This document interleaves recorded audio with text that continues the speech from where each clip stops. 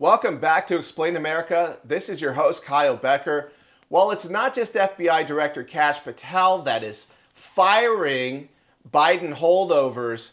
We also have Secretary of War, that's right, you heard that correctly, Secretary of War Pete Hegseth. He is also cleaning house, and his latest shakeup to the Defense Department, well, it is grabbing some headlines.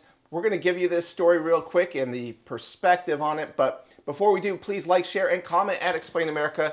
Join us. We appreciate your support for common sense journalism. Well, a Navy Department Chief of Staff, his name is John Harrison, he is getting the axe. He is getting thrown overboard. He's being everything but keelhauled. And he is being called an unusually powerful figure in the Navy bureaucracy.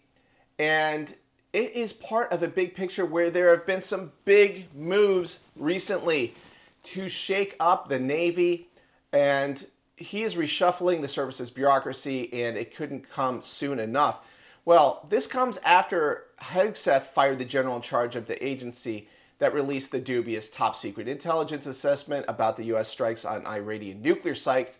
That was Lieutenant General Jeffrey Cruz, and he was fired as the head of the Defense Intelligence Agency. And earlier this year, Hegseth formally terminated the service of every member sitting on the Department of Defense's advisory committees. So let's go back to John Harrison. His firing as the Chief of Staff to the Secretary of the Navy comes after Hung Cao was confirmed as the Navy Undersecretary this week. The U.S. Senate confirmed Trump nominee Hung Cao as Undersecretary by a vote of 52 to 45. Well, why did 45 Democrats vote against his nomination? Well, Hung Cao served in the Navy for years and fled communism from Vietnam. He ran for Virginia U.S. Senate in 2024. And there can't be enough anti-communists in the U.S. military, as far as I'm concerned, because communism and loyalty to the U.S. Constitution are incompatible.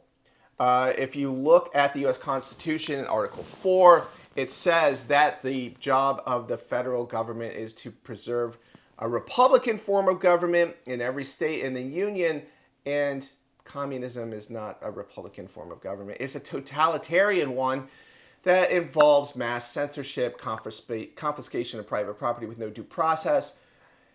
It goes on and on. The violation of civil rights are extensive inherently in any communist system.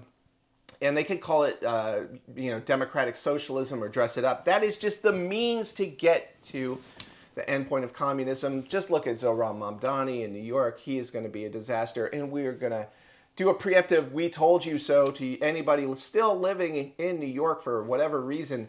You guys are doomed. If you guys elect Mamdani, you are doomed. That city will crater. There will be so many businesses fleeing from there that you guys will look like Mogadishu by the time that it's done.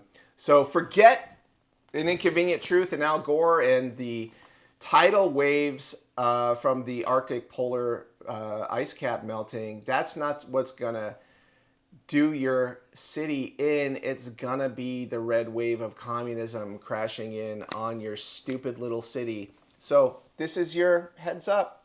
If you're in New York and you let this guy in, this Islamist communist is going to destroy your city. But, you're free to do whatever you want. If you want to be stuck on stupid, nobody's going to stop you. So anyway, weigh in with your thoughts. What do you think about Hegseth's move? What do you think about Hung Cao being appointed Undersecretary of the Navy? I think these are some smart moves, but you might have your own opinion. Thank you for watching at Explain America.